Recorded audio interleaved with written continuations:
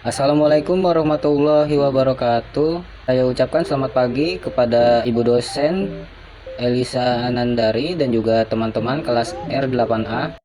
Pada kesempatan di pagi hari ini, kami dari tim DigiSmart ingin menyampaikan mengenai materi dengan judul mengenal teks eksposisi. Dalam kelompok kami terdiri dari saya Faizal Adriansyah selaku moderator, kemudian Sutihat Alawiyah, Haura Fathiyah, Asyarianti, dan Fitri Wahyuningsih.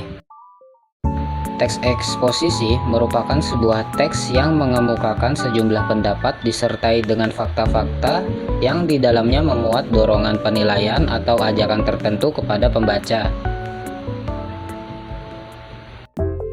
Unsur pembangun dalam teks eksposisi yang pertama ada gagasan, ide, atau pendapat.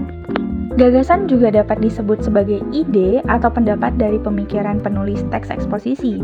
Dalam sebuah gagasan ini akan memuat adanya komentar, penilaian, hingga saran dari penulis teks eksposisi tersebut mengenai suatu hal.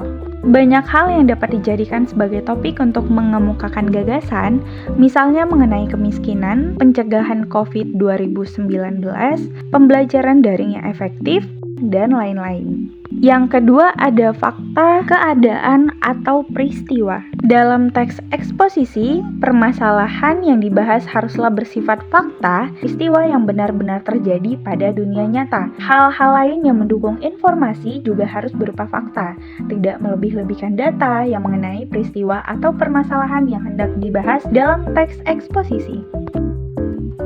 Struktur teks eksposisi yang pertama ada tesis atau pernyataan pendapat, yaitu berisikan gagasan utama atau prediksi penulis tentang sebuah permasalahan yang berdasarkan fakta.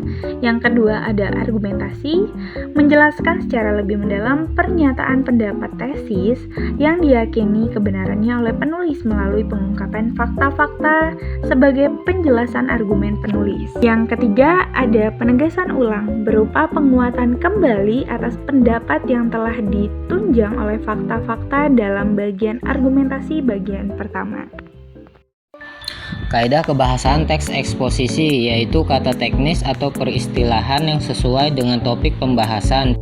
Kemudian ada konjungsi kausalitas, yaitu sebuah kata atau frasa yang bertugas untuk menghubungkan antar klausa yang memiliki hubungan sebab akibat.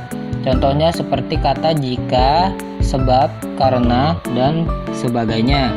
Kemudian kata kerja mental atau mental verba digunakan untuk menggambarkan jiwa atau menerangkan respon, reaksi terhadap suatu tindakan. Seperti pada kata menduga, diharapkan, berpendapat, dan menyimpulkan.